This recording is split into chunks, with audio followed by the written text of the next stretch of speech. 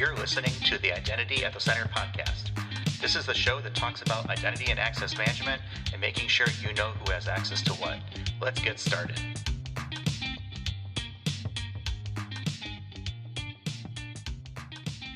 Welcome to the Identity at the Center podcast. I'm Jeff, and there is no Jim this week. He and I were supposed to co-present at the FIDO Alliance Authenticate 2021 conference this week in Seattle. Unfortunately, he was unable to make the trip due to a last-minute illness. So, I am flying solo this week, and I had several conversations with fellow identity professionals around a number of topics. To keep those conversations timely, we're going to release 5 episodes this week, starting today, Monday, October 25th. Before I go any further, I want to thank Andrew Shikiyar and the FIDO Alliance team for their help in bringing these episodes to you. They were kind enough to set aside some quiet space for us to record and help coordinate some of the guests you will hear from this week. My first of 5 conversations was with Arryn Crow, Senior Technical Program Manager for Amazon Web Services Identity. We talked about the accessibility of the IAM field and ideas on how to improve that. Thanks in advance for listening, and here is that conversation. So I'm here with Arryn Crow. She's a Senior Technical Program Manager with Amazon Web Services Identity. Welcome, Arryn. Hi, thank you for having me. So we met the other night at a dinner that Sarah Sacchetti hosted, and it was a disagreement of identity, I guess is what the term that came up with this. It's new now. Yeah, so this is the first time that we've met, and this is the first time obviously you've been on the Identity at the Center podcast. So one of the things that we like to do when we have a new guest on is to learn more about the origin story. How did you get into the IAM space? You know, is it something that you chose, or did it choose you? So can you kind of walk us through kind of your path and your journey into this, and then we can talk about what you're working on now? Yeah, maybe it can be both, right? I think I had kind of a winding path into identity. So I don't know if you knew this, but I started as a customer service associate at Amazon almost 9 years ago now. I was taking Kindle calls at a time when our Kindles still had physical keyboards attached to them. So I joined when I was in college, and I thought that it was going to be kind of a temporary position to, help me out while I was trying to afford my tuition and things like that. And it just kind of developed over time. I did a lot of different things over on the retail side of Amazon for a while. I helped with like the Jeff B question marks. I helped do some other things, work in our back office. And then eventually it came time that I wanted to move to New York City, where I had always wanted to live. So I was kind of looking for where could I get my first program management exposure, and then where also could I get a job that I would have some flexibility to work remotely. So in some of the previous roles that I had been in, I had kind of brushed up against security and fraud topics and gotten a working familiarity with some of the teams that we had there. And I managed to get that first job over on our customer service security team. And I ended up working on a project that was identity related. I didn't really understand that or the broader identity community at the time. But it just kind of evolved from there. I was working on account recovery, and the topic really kind of sucked me in until eventually I met someone who came over from our central, information security organization and taught me that there was a name for the thing that I was doing. It was identity and access management. And I didn't need to be reinventing the wheel. There was another community of people who had very similar origin stories to me, who had all just kind of, maybe found identity, but then, it found them as well. So it developed from there. So I worked in that organization for a few different years, ended up leading the product program and operations teams for the customer service identity organization, and then eventually transitioned over to AWS Identity, where I work now. So now you're a senior technical program manager. What does that mean? Take me through like a day in the life of Arryn at AWS Identity. It means so many different things depending on, kind of what's going on, what the priorities are at the time, which is a part of what I like so much about it. I have a background from the previous job that I was in as a product manager, so I still really enjoy the different kind of product work that I do, but then also as a program manager, you end up doing kind of a lot of coordination and strategic work across many different teams of stakeholders trying to drive everybody kind of towards the same missions. And the work can be really varied, which I really enjoy about it. I might be focusing one day of my week on something that is more near-term, low-hanging fruit that we can, go execute against, versus spending a few more days in the week thinking kind of about the long term, like where are we going in a couple of years from now, and kind of what pins do we need to set up to knock down along the way to make sure that we can actually execute against that vision. So it really can mean a different thing depending on the time of day and the time of week. Sounds like a lot of things in identity where you start the day off with the best of intentions, and then something happens along the way, and either there's the butterfly effect, right? Things kind of domino out in certain directions, and then maybe you got the thing that you started off with that day done. Maybe you didn't. Something else took priority, or whatever it may be. And now we're here at the Authenticate 2021 conference. And I know Amazon is a sponsor, or at least they're part of the coalition here of identity companies that are part of this. I guess, so why are you here? Like, what was the driver for you to come on site and meet with the other identity folks in the space and kind of listen to some of the talks that we've heard today? Yeah, so I mean, just, strictly speaking of my own experience, like I wanted to kind of get more in depth on FIDO. I have participated in a couple of their different like working groups over the past few years. But like as we start to see the conversation around strong authentication and passwordless really kind of take off more in the general dialogue and evolve, I wanted to better understand like what are the topical things to the FIDO Alliance and to the people that are working really closely in FIDO, and get a better understanding from there. So I know today is kind of the first day as we're sitting down here in this lovely conference room that Andrew and team here at FIDO was able to hook us up with, so we have kind of a quiet spot to record in. But in the last, 4.5 hours or so since the conference started, what's been your favorite thing so far? I mean, aside from just getting to reunite with all of the like friends and coworkers that we've kind of been deprived of a lot of like in-person interaction with over the last almost 2 years now, there were a couple different things. Like there was a session about kind of like practical applications and use cases and kind of the challenges that people are running into. So that was very interesting to hear from. And then a couple of developer-oriented sessions, which are a little bit less outside of my day-to-day. So that was a good perspective to get. I think my favorite piece, though, was like getting to hear about the different certification efforts that are underway. So like getting to hear Dean Sachs talk about CID Pro, and then the FIDO Alliance announcing also their certification. It's been really exciting to see kind of a concerted effort to provide more vendor-neutral spaces for professionals to learn and demonstrate their expertise. So you mentioned CID Pro, which is the certification for ID Pro org. That's an organization that I belong to. I think you belong to it as well. I think I got one question onto the CID Pro test, whatever that may look like. And I think I have also served in the past on the board nomination committee, for example. Is that an organization that you're active with? I think you did help with some of the CID Pro questions? Yeah, I helped write some of these certification questions, and then I have also contributed content to the body of knowledge. I wrote an article with JP Rowan from Auth0 about managing operations for customer service, managing identity operations for customer service, which is a near and dear topic to my heart that I think until like the last year or so hasn't gotten a lot of attention for the security importance that it really has. But yeah, I'm pretty active with ID Pro. I'm really excited to see the certification kind of taking flight and getting some traction, because at least, within my own identity journey, and I don't think that this is unique at all, just kind of figuring out like where I needed to go to get more information, like kind of what would be the order of events like that I needed to go learn from, and figuring out where I could find resources that weren't completely biased by like a particular vendor viewpoint trying to sell something, which is what vendors exist to do, so it's understandable from that perspective. But that's been really valuable, and that's a mission that I want to support because I think it's going to continue to help other generations of identity practitioners. So identity operations is near and dear to my heart. That's my background as well. The days of slinging Lotus Notes IDs and mainframe accounts and, creating Active Directory and all that good stuff. So that's definitely my background as well. I always used to hate it when, if you think about it like from a plan, build, run perspective, the folks are making the decisions, building stuff out, and then they would just throw it kind of like over this wall for ops to deal with. So that's something that, I've kind of focused on as I've worked through, IAM programs and kind of helping, organizations build that out, is don't just toss it over the wall and expect ops to just be able to pick it up and run with it and then support your customers and use cases and things like that.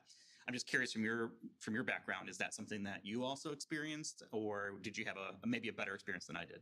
Yeah, I mean, like I'm specifically coming from the world of like customer service operations, right? So like the experience that I have when I come to conferences sometimes, and I ask other identity folks, like, so tell me what you know about your customer service teams. Like, what do the operations look like there? Like, how do they support your account recovery? How do they support like MFA recovery and things like that?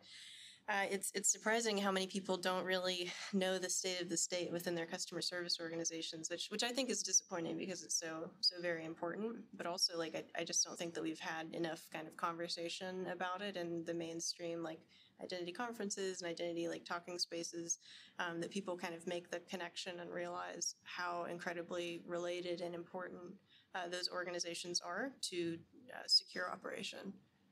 Here. I'm going to vote. If that's a platform you're running on, I'm with you. Another thing that you mentioned that I thought was interesting was the body of knowledge itself for ID Pro. There's a lot of good information there.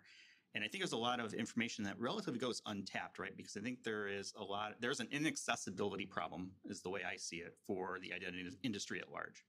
I think there's a few different camps on kind of, how do we solve that? What are some of the things that we need to think about from that perspective?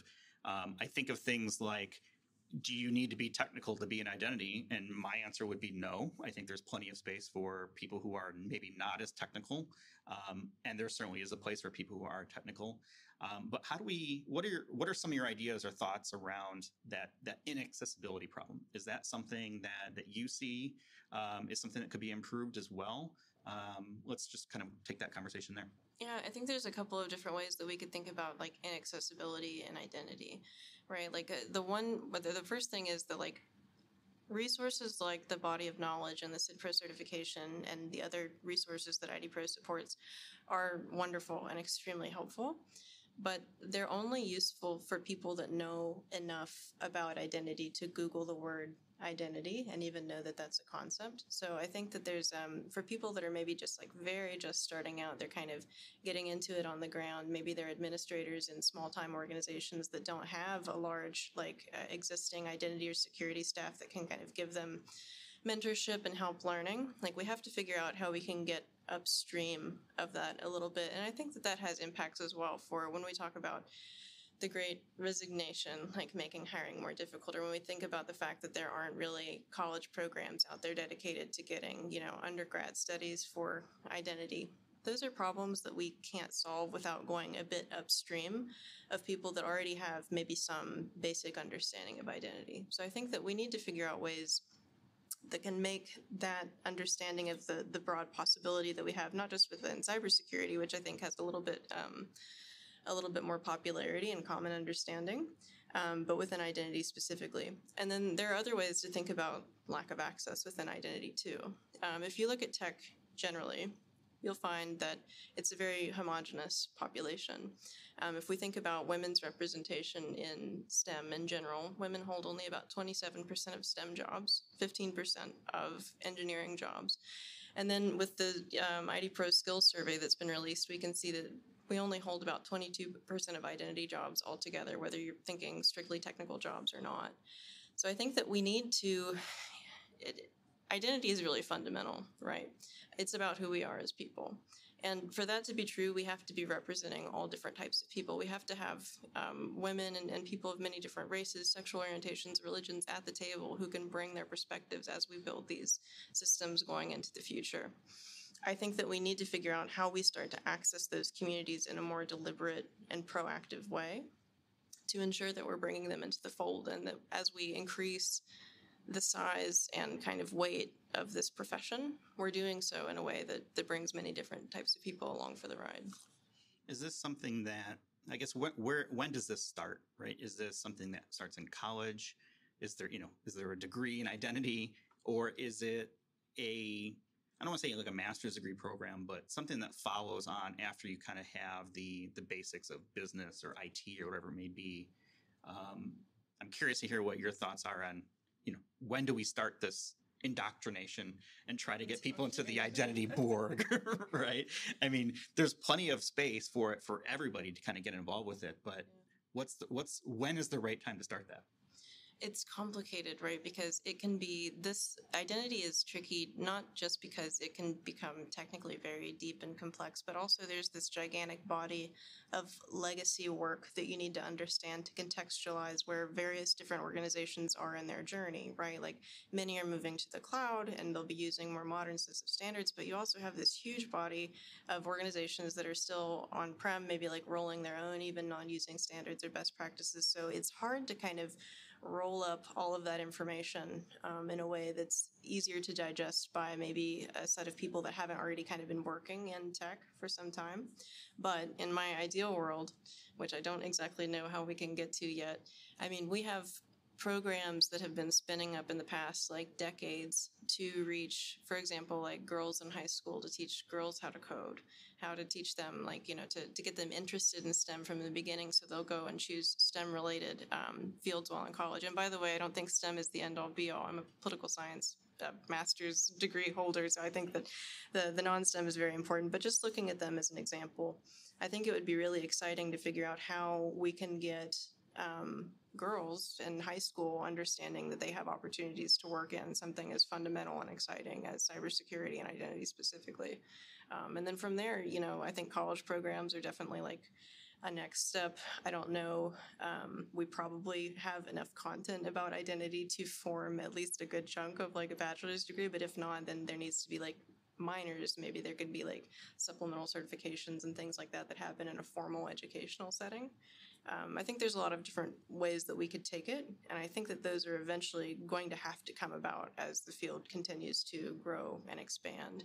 And you can kind of see the engines lighting up on the jet with things like ID Pro, SID Pro certification and other attempts in the last couple of years to create more formality and academic rigor in the discipline. Yeah, I think it's a sales problem almost, right? When you go and you do the secret question, which everyone hates, right, as your way to reset passwords. I'm just saying, just go with me here, right? And it's like, okay, what did you want to be when you grew up, right? There's astronaut, there's, a whole bunch of stuff. IAM engineer is generally not one of the pre-filled out answers that you see on that, right? So how do we, I think the question becomes like, how do we make IAM sexy enough that people want, right, to be part of that? My thought is, well, let's try to like glom on a little bit to the information security discipline, which IAM is a part of. Doesn't mean that all the services kind of line up with it, but I think for a lot of people who are looking at information security, identity is a great way to really kind of build the foundation of your security knowledge. And there's some people who will want to stick with that. And this is, teams that I've managed in the past, like they will come in and, they're there for a certain amount of time because they want to learn identity as a stepping stone to another area, right? They want to be a CISO or whatever it may be. So that mentorship in the IAM space, I think, is important to be able to kind of educate people around that. But there's also the people who just, they fall in love with identity, right? And that's what they want to work on. And that would be probably, describe me. But that's the focus that I've placed on my background and my career. And I guess the question becomes, right, how do we make IAM sticky enough that people don't kind of bounce in and out they don't see it as a stepping stone, I guess.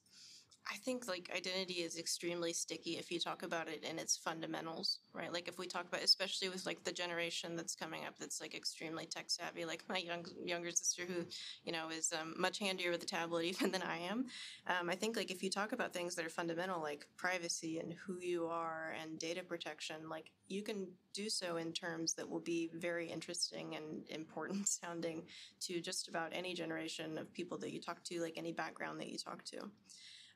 I think that there's another element of it too, though, because I think I maybe over-indexed a little bit on STEM earlier, which is that there are a lot of other avenues for working in identity and having a really big impact that aren't heavily dependent on you becoming, for example, like a software engineer. And I think I would have found the profession of identity and cybersecurity extremely fascinating with the interests and passions that I had when I was a teenager and when I was in college, if I had thought that that was an option for me.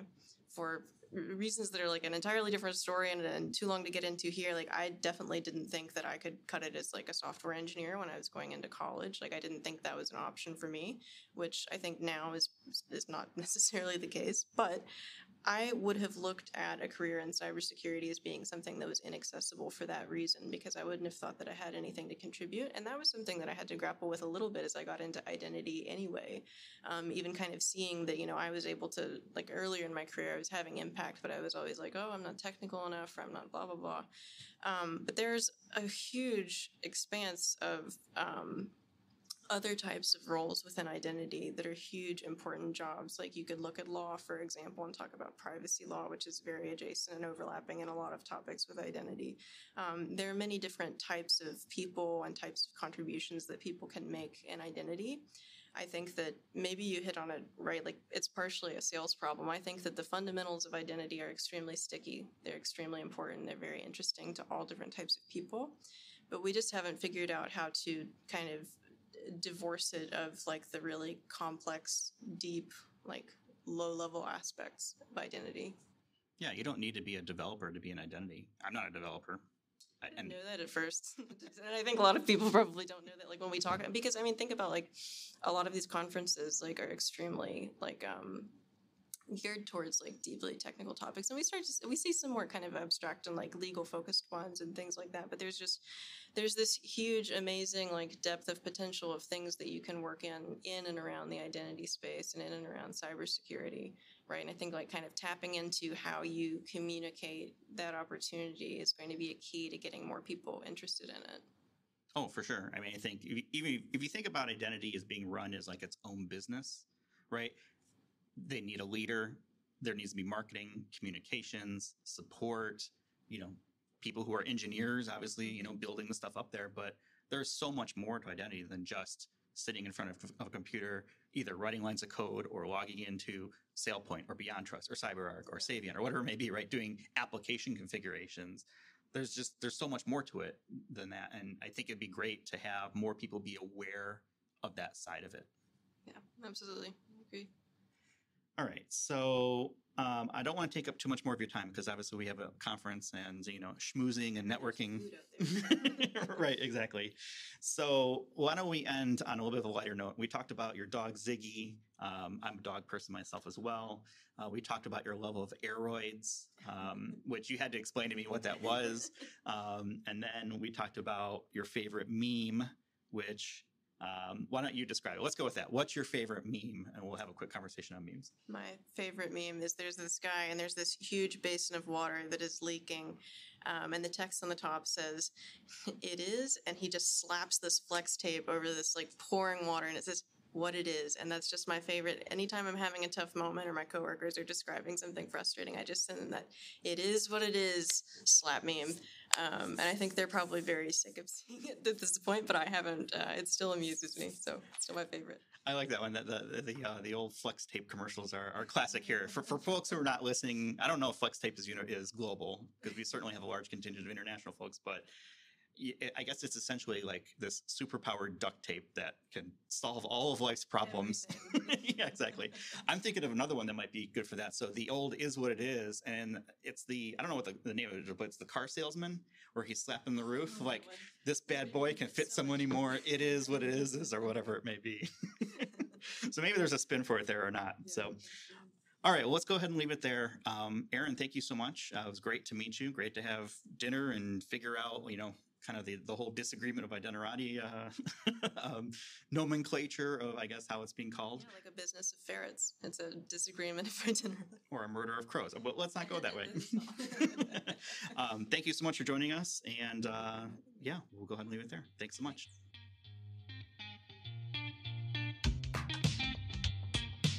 Thanks for listening to the Identity at the Center podcast. If you like what you heard, don't forget to subscribe and visit us on the web at identityatthecenter.com.